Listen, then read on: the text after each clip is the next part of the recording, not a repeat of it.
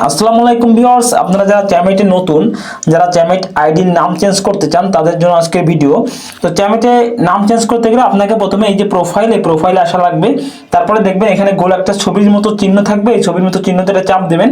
চাপ দেওয়ার পরে এই অপশনে আসবে, এখান থেকে ডান পাশে উপরে দেখবেন এই যে কলম চিহ্ন আছে, মানে এডিট চিহ্ন, এখানে একটা চাপ দেবেন।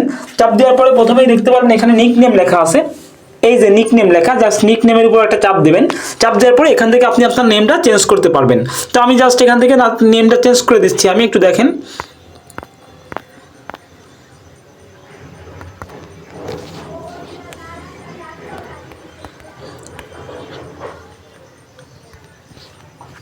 তো আমি নেমটা চেঞ্জ করে দিচ্ছি, ঠিক আছে।